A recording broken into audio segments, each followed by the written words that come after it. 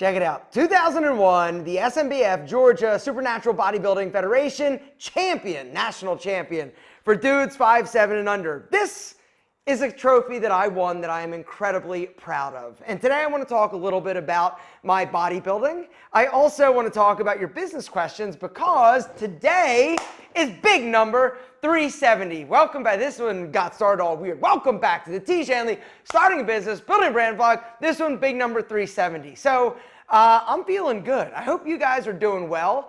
It's a rainy day in Georgia. It's been a rainy month, which means, house update, nothing has happened. But that's cool. Yeah. Anyway, Kelley last week came into town on Thursday night, stayed at my house. We went out to dinner, a great steak dinner.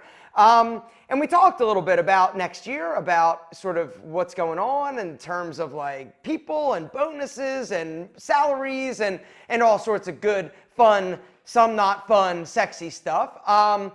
We had a great time. It was really great to see him, and something fun that we did. We actually went on a run on Friday morning. I'm like, come on, get up, let's go for a run. And Kelley, he hung in there, man. He can run his ass off. I was actually fairly impressed and definitely shocked. But yeah, we had a good time. It was a quick visit. I'm very excited to go out to Chicago next month in January. Going to go out for a quarterly meeting and also have our holiday party. So I'm going to go out and hang out for that. Tiege Hanley, quick update. Doing incredibly well still. This year was a banner year for us. We're up in all of our metrics. And things are really moving in the right direction. If we continue to hold this pace, if we continue to grow at the rate that we are, along with keep our expenses in check, our profitability is just going up and to the right. And so that is really, in today's world, a sign of a healthy business. It's not about top line per se, right? Because that's, I guess, probably the first business lesson. A lot of people really like talking about that big top sexy number, right? The big one, right? The how much we did in gross sales. That's all fine and wonderful, but it's really about that bottom number. What is that bottom line? How much are you actually putting in your pocket? Anyway, Tiege Hanley, we're moving in the right direction. Last year, we did not have an incredible profit margin. We had a good top line, but our profit margin wasn't that great. This year, coming up, we are moving in the right direction, and things are looking good. But now what I want to actually do is talk a little bit about these business questions, because last week I got to some of them, but there were some ones here that were just awesome that I want to discuss, because as you know, this is a business vlog. If you have a business question, start with business question and ask it. Each week we try to get to a few of them, but there was the first question I want to get to and talk about is actually about this bad boy. It says, how do you know, it's from our friend at Kadar Awad. How do you know when you understand a topic well enough to teach about it on YouTube? For example, Aaron is probably qualified to talk about fitness and exercise because he literally won the National Bodybuilding Championship. Talk about average, ha ha ha. But what about everyone else? This goes for topics like fitness, investing, dating, mental health, etc. I see a lot of people on YouTube who create content, get millions of views, and clearly don't know what they're talking about. So that is the beauty about YouTube and this platform, is that you literally can talk about anything. And a lot of people claim to be like experts in certain things. Now, for me, what do I consider myself to know a lot about? If I'm being honest, I know a lot about grooming. You know, that was kind of something that I always was interested in growing up. From a young age, I was learning about grooming. I was grooming myself. I was trimming my butt hair. I was tweezing my eyebrows. I was cutting my own hair. And so when I started posting YouTube videos, I was absolutely an expert in grooming, and I still consider myself to be one. Not only do I have a lot of personal experience, but I have companies now that have helped thousands and hundreds of thousands of men look and feel amazing. And so my depth of knowledge in grooming is probably better than 99.9% of 99999% of dudes out there. I also am very comfortable talking about that. Something else I know a lot about is fitness and natural bodybuilding. It's something that I love. I love lifting weights. I started lifting weights when I was 12 years old. And then when I got out of college, I also had a certification. I used to have a certification. It's expired now, but it was a personal training certificate through the company ACE, which is American College of Exercise, I think it is. Hang on, it's been a minute. Hold on. ACE stands for what? Fitness trainer certification. 1 second. ACE stands for I fucking don't know.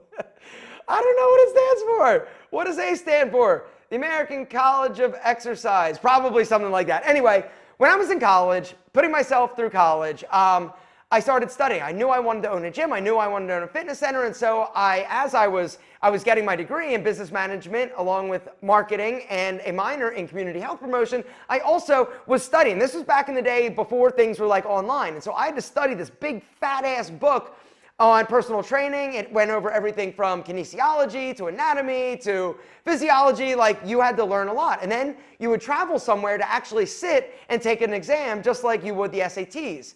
I went to Washington to take it twice. I failed it the first time by 1 point, and so I had to study and take it again. So I had a certification to be a personal trainer because that's what I wanted to do with the rest of my life. And so I knew a lot about training and bodies and fitness and heart rate and special populations. And then I opened a nutrition store with the dude. So there was where's the book that absolutely is, I think, a must-have for everybody. That was kind of like my Bible. It still is to a large degree. Right here, Prescription for Nutritional Healing. This bad boy was what I would absorb and read every day I was at the nutrition store. Because when I started, I didn't know that much. Now, the truth is that I had been taking vitamins from a very young age. My mom was kind of like a hippie, and so we were going to Whole Foods. My mom would take me into these vitamin stores and herb shops when I was a little kid, right?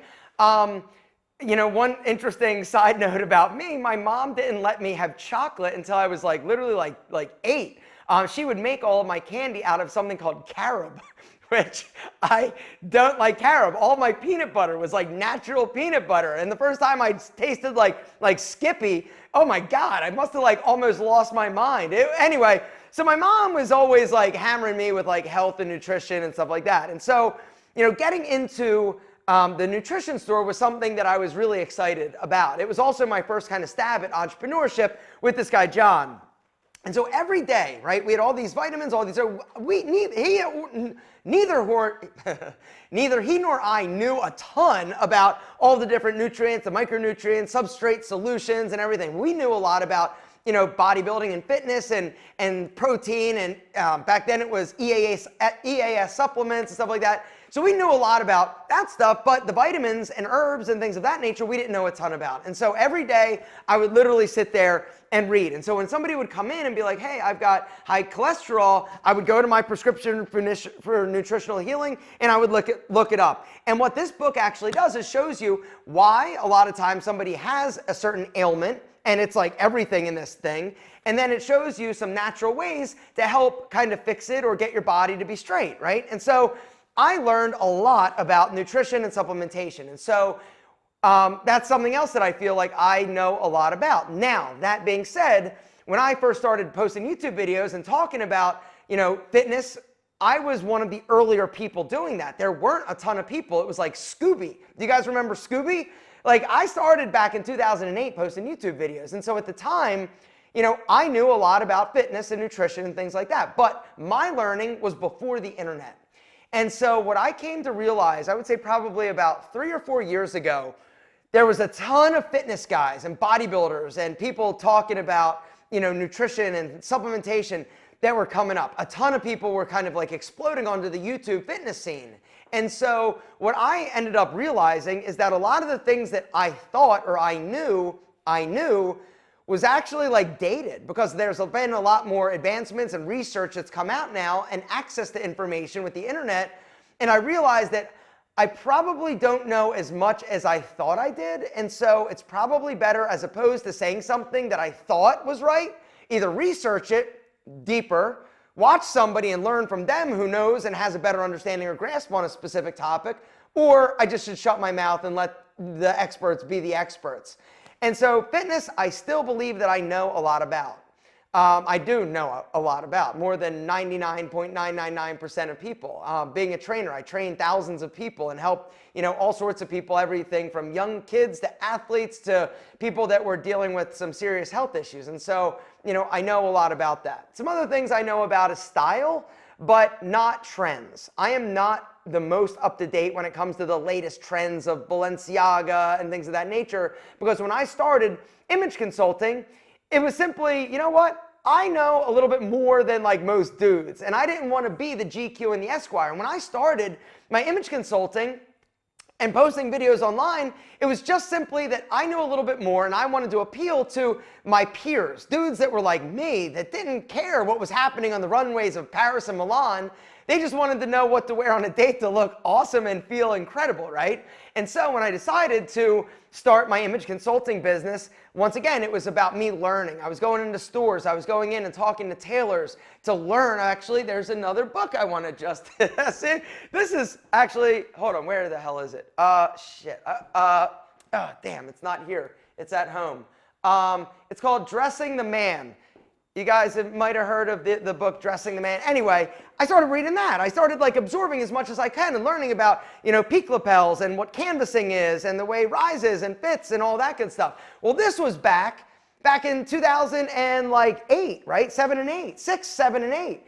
Styles have changed since then, but I have updated and learned, and I continue to be a student of style and looking and seeing what's trending in the different stores. And one of the things that you do when you go shopping or when you're in these different various stores, you see what's trending, what's popular. You go into a place like Suit Supply, right? I love Suit Supply. I've talked about Suit Supply. I was just in there the other day. I ordered 5 pairs of custom pants because I realized, oh my God, I literally hate my wardrobe. I haven't shopped in like 3 or 4 years. Ever since like COVID, I like stopped shopping. And so the other day I've been frustrated, right? Trying to get dressed up for things. I'm just like, God, I hate my jeans. I hate this. I hate that. I need to go shopping. So I started the process. I went to Suit Supply and I had 6 pairs of custom pants made. And I'm super excited about them. And then I'm going to move on to jeans. But anyway, long story short, what else do I consider myself an expert at? Business. I consider myself an expert at business to some degree. Now, there are a lot of people that know a lot more than me, a lot of people that are a lot more successful than me, but I think that I've tried enough stuff and I've got a deep enough knowledge of entrepreneurship and sort of the things that I learned over the years of having and starting businesses, everything from the nutrition store to the fitness center that failed, to my image consulting, to my, I tried making storage racks for exercise equipment called Nice Racks. It was a good name, but a bad business apparently. I've done a lot. I've tried accessories, I've tried apparel, I've tried hair product and grooming and glasses, and I've explored and done a lot when it comes to entrepreneurship. Now, I know nothing about technology for the most part. I know nothing about a lot of things, but I try not to talk about those things. I also don't talk a lot about investing because I don't feel like I am an expert enough in order to give anybody advice. And so for me, the things that I feel like I know a lot about, I will talk about, or I'm smart enough to know where to go to find the answers. And so those are the things that I talk about on my lifestyle channel, Alpha M, and here on this YouTube channel in terms of entrepreneurship. But yeah, I don't know. There are a lot of people that talk a lot of stuff and learn and call themselves experts. And a lot of times what these people are doing, and it's very prevalent in the I'll teach you how to do X, Y, and Z. All you got to do is buy my e-product or come into my funnel, right?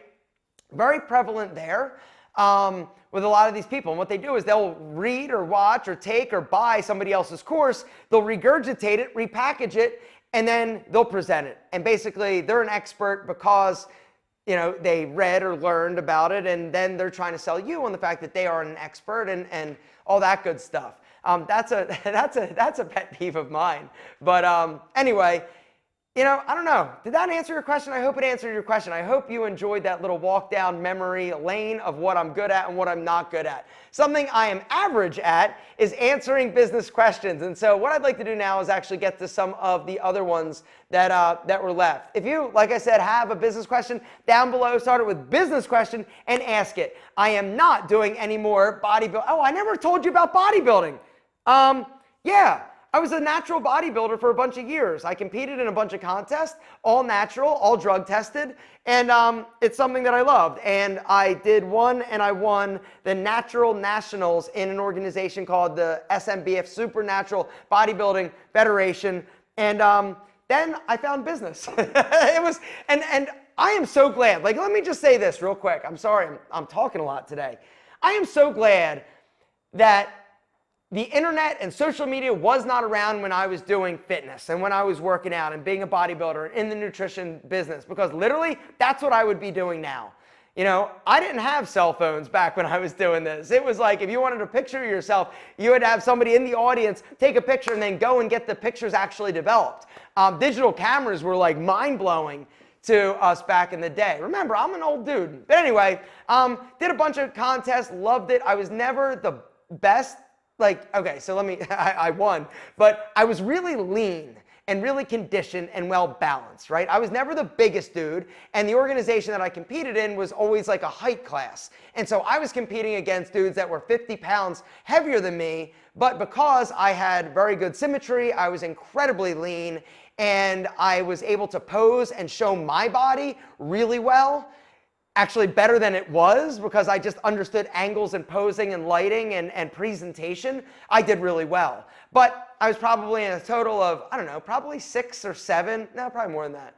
Probably 10 bodybuilding shows over the years. But yeah, it was something I loved. And then one day I just was like, you know what? I'm tired of doing this. I still love fitness. I still love exercising. And I am currently really working hard to get back in amazing shape. I feel like I let myself go a little bit. But yeah, I love fitness. And I think that that is the number one best decision I ever made, was picking up a gym membership, or I should say asking for a gym membership from my mother for Christmas when I was 12 years old, and picking up the weights. That was the point in which everything in my life changed and my confidence went through the roof. And I think fitness and exercise has been the reason why I've been able to endure and deal with some of the failures, some of the relationship issues, some of the shit that life throws you, because I was mentally strong, because fitness and working out and lifting weights calluses the mind and also the hands. That is actually a quote from David Goggins. I butchered the quote, but you get the idea. The first business question comes from our friend Nicholas Terry J. He says, piggybacking off the last answer you gave me, what advice would you give to start as a beginner with editing videos? Also, any tips on staying focused and organized with videos so I can be consistent? So in terms of editing, that was something that I learned just kind of just messing around with, at the time it was Windows Movie Maker. It was really crappy. As you know, with my videos, I don't do a bunch of transitions and like fancy music. It is pretty much like clips, cut up, stuff together, and done. Like good enough is done, right? And so I think that's probably where I would start. You know, if you've got, I think Windows, or I should say, what is it? I think iMovie. Isn't that, I don't have an Apple, but is iMovie a thing? I think that's a pretty easy software to learn. Or just go to YouTube, and whichever software you have or you want, you know, there are some that are really complex, like I forget the name of them, but there are a lot of like really powerful, I can't remember the name. Anyway, software's out there. Final Cut Pro. But I would say probably start basic, or if you want to go with something like that, you can always do simple editing and just look online. Go to Skillshare. I'm sure Skillshare has tutorials on video editing style and software for beginners. And so that's where I would start. In terms of being organized, make a list of topics you want to talk about and cross them off when you're done. I literally have a list of video ideas, like 250, that I still haven't gotten to, but I will someday. The next business question comes from our friend Bryce Rogers. Bryce Rogers, what's happening, brother?